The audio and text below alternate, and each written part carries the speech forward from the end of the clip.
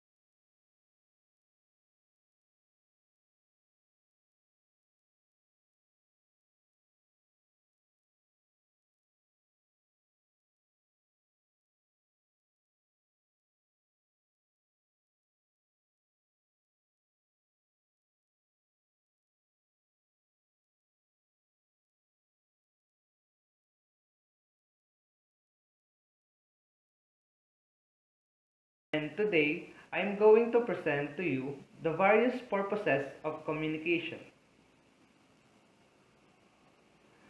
First, we are going to talk about informative. Informative aims to create a simple but conveying information factually. This type of communication generally demonstrates, explain, and define a specific and detailed information to people. An example, this is a speaker presenting information to the student about how to apply for college. This example shows that informative communication tends to educate the learners on how to do a certain task according to what they have learned. The second one is persuasive. Persuasive purpose of communication is the process of pushing across an idea and convincing people or readers to support the idea you want to convey. The word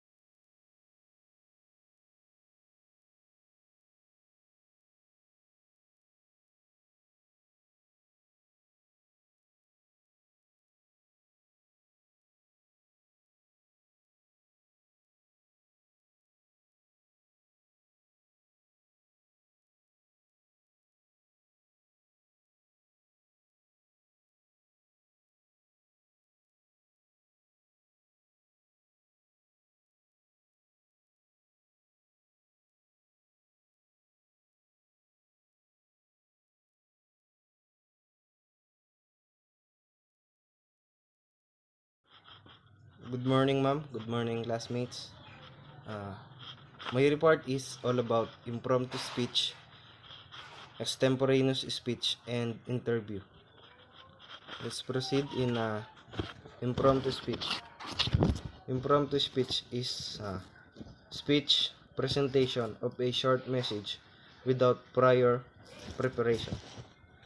This speech is a sudden response in a question without any preparation. Example of a impromptu speech is interview of a politician or even the panel questioning our thesis.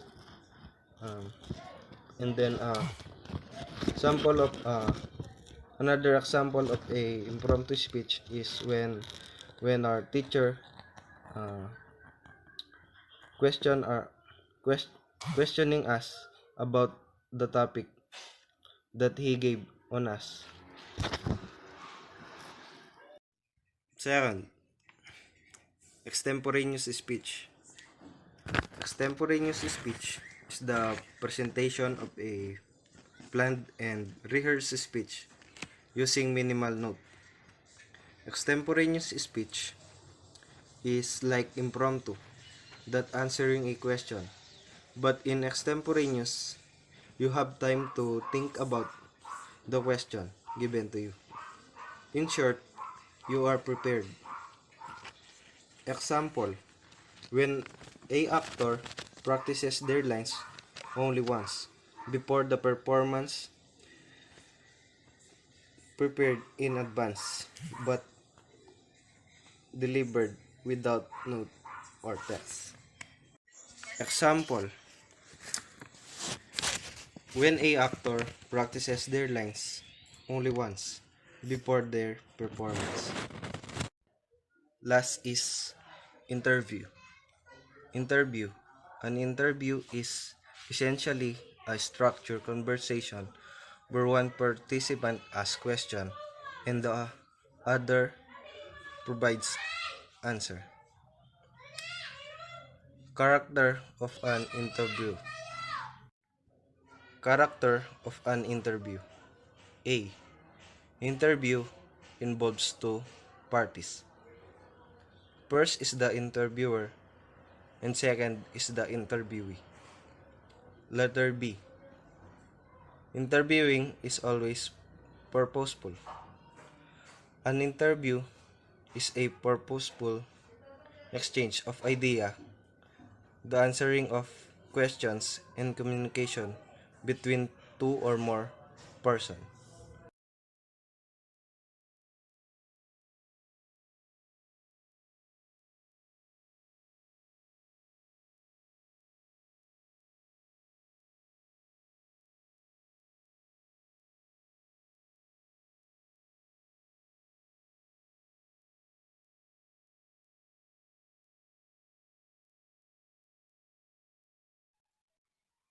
Hi there, I'm Carlo, and what do you think of when I say the word communication?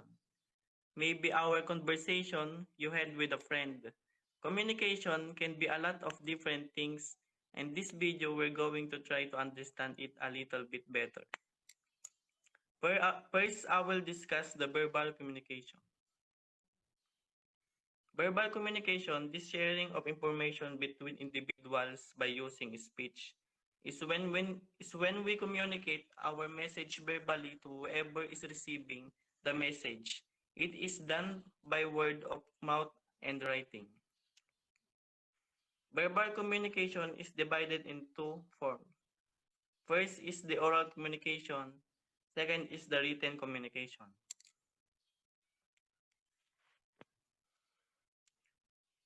Oral communication Oral communication takes place in face-to-face conversations, group discussions, telephone calls, and other circumstances in which spoken word is used to express meaning. Second is the written communication. So what is written communication? Using a sign and symbol to communicate. Written message may be printed or handwritten. It is influenced by the vocabulary and grammar use, writing styles, precision, and clarity of the language used. This is communication. We're going to nonverbal communication. Nonverbal communication is transmission of message or signals through a nonverbal platform.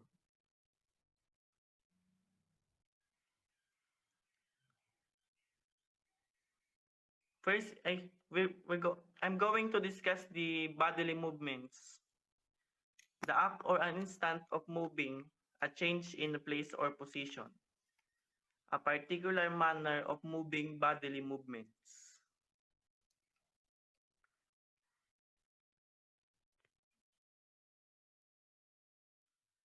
Next is the facial expression.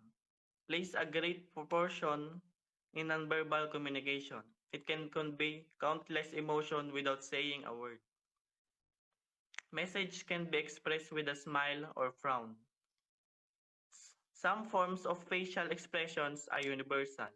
So we can see here the picture of the example of facial expression. Anger, joy, surprise, disgust, sadness, and fear. Next is the space and distance. People often refer to their need for a personal space, which is also an important type of nonverbal communication. Uses of space and distance to communicate. First is the prosemics. Second is the haptics. So I will discuss the prosemics. So what is prosemics? Prosemics, it is study of measurable distance between people as they interact.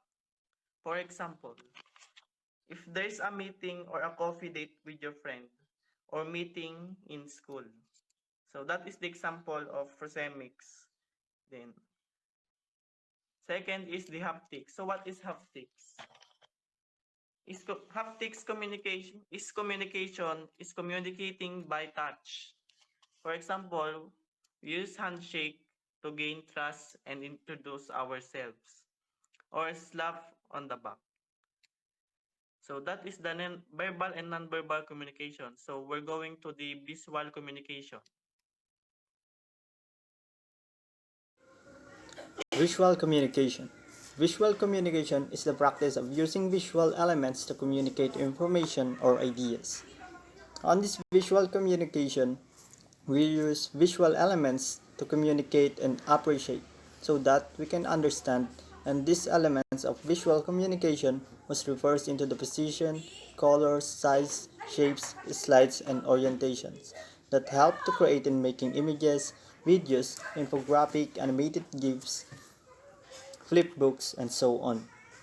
Consider our audience. So, when we communicate, our purpose is not what we want to do because our priority is our viewers and watchers. It's all about our audience. And also, we must know that our audience will love what they see, that we make it for them. Make them clear and easy to understand the visual. So if we make something that we want to understand of our audience, we need to make it organized and specific so that they could get the point easily. So they are two main product of visual communication. The first one is visual storyteller and the second one is information visualization. So, visual storytelling is about visual story or a visual narrative that need to take beginning, middle, and the end. And on the information visualization is about the information in a visual way without providing any conclusion. Instead, letting the viewers come to their own conclusion. So, the real key on this visual communication is when necessary, it is a limited text and words is used to explicate the meaning. And what I mean for this is we shouldn't rely on the text and words to understand the visual because visual should be louder than words. So let me give an example for this. There is a warning sign, which was the risk of fire on the gas station. So, with these warning sign images, even we don't read the text with it, we could know that we can put our life into danger if we do something wrong. So just like that, just by looking at the image, we can understand the meaning of it. So it it's just our eyes to see what is it, everything in our surroundings, and we will know, and we can identify by observing it. So the second one is the written communication.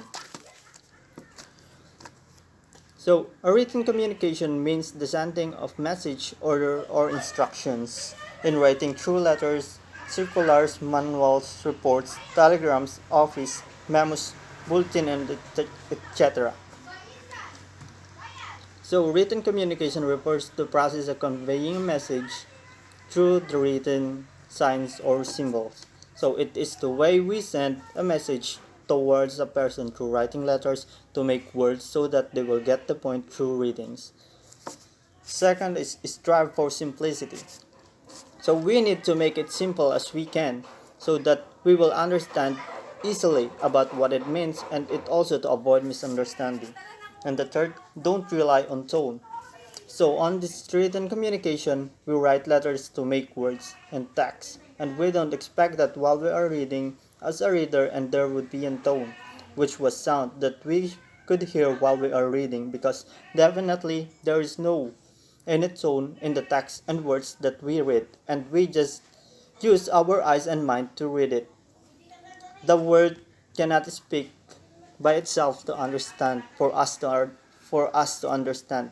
It is just a type of letters, symbols, numbers, and signs that forming a word and text that we can read and write through handwritten or printed to communicate.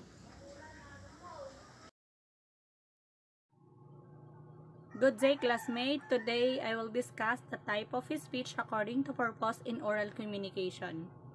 Speech is the expression of the ability to express thoughts and feelings by articulate sounds or a formal address delivered to an audience. So I have four basic types of speech according to purpose that I would like to share with you today. First is the informative speech. Second, the demonstrative speech. The third is the persuasive speech. And the fourth is the entertainment speech.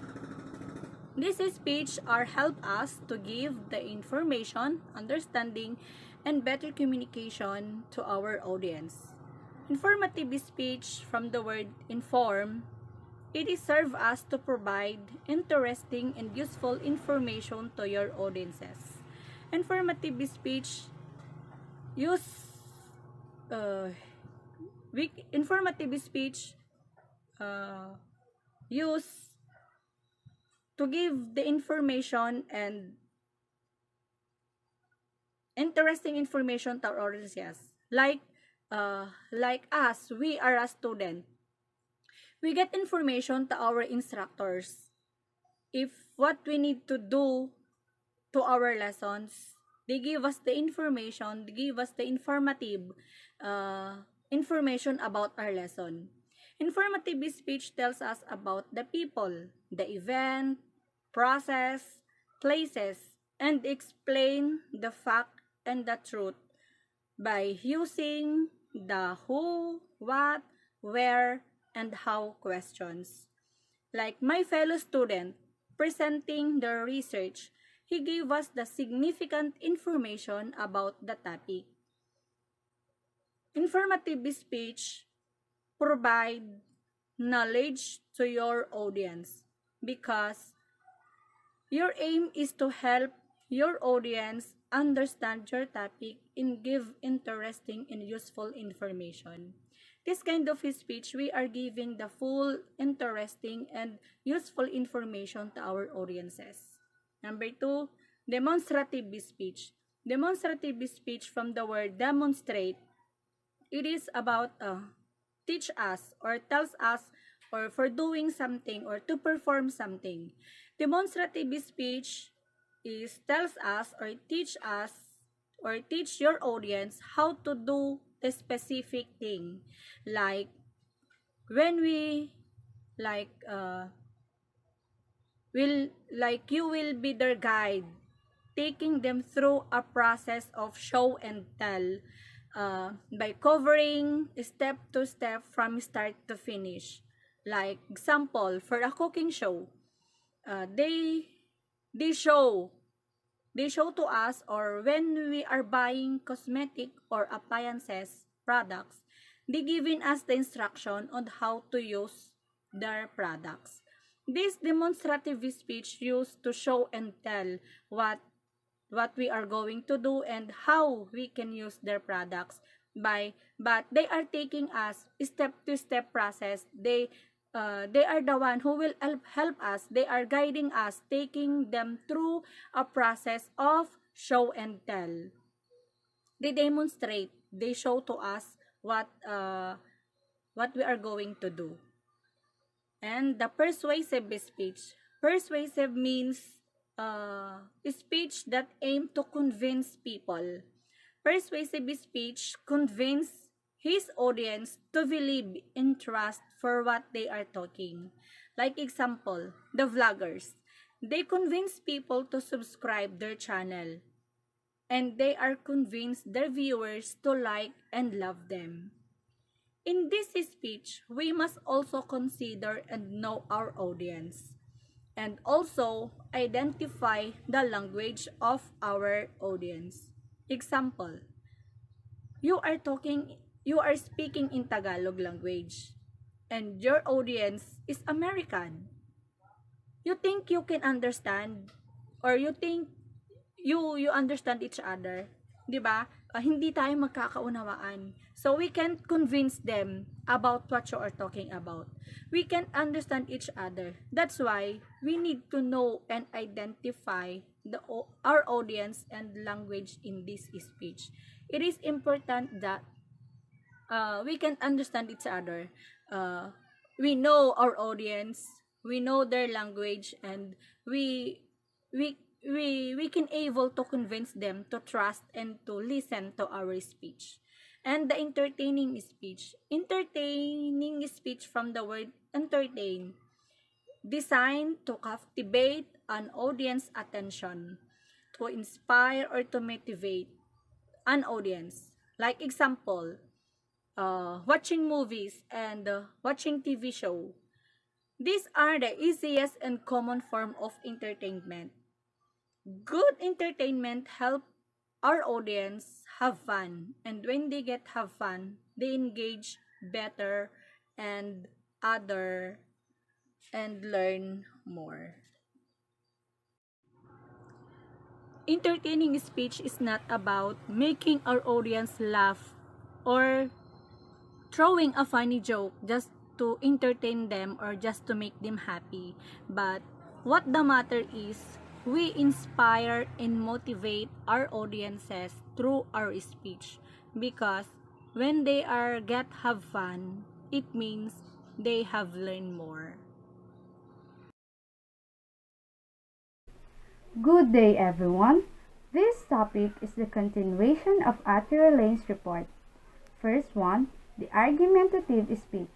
When we say argumentative speech, it is often about hot topics, and they encourage the audience to change their views or opinions on a topic. For example, in a debate, and the topic is about the upcoming election, the one group is that what they are fighting for is to vote properly and correctly without doing anything wrong, while another group is that what they are fighting for is not fighting fairly, and there is nothing wrong with buying votes secretly to win and cheat the numbers of votes. It is only here in the examples I gave that we can see who is more biased by the people. It seems that they are becoming more practical in life. They are there to benefit. And that's argumentative speech.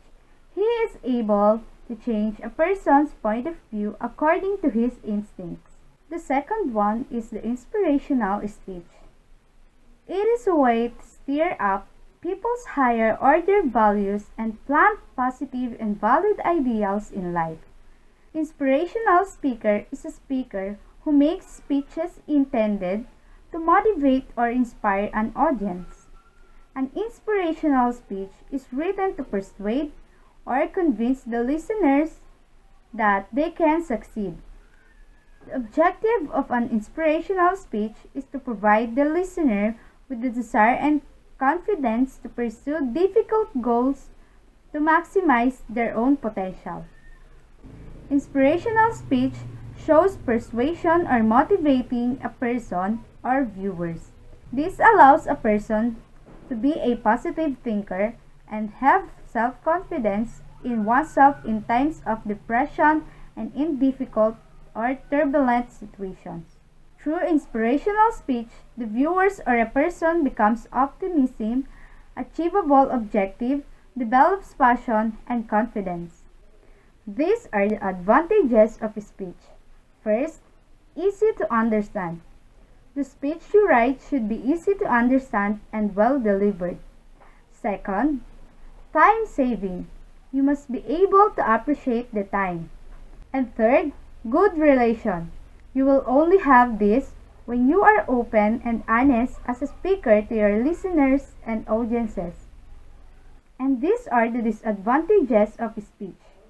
Inaccuracy. When the speaker did not deliver properly to the audiences, the speech you made is worthless. Complexity. If the number of audience is large, it is difficult to understand the meaning of the speech. And the last one is delay. If the speech does not understand the meaning of the audiences, the speaker must continue the speech until there is a good and orderly ending.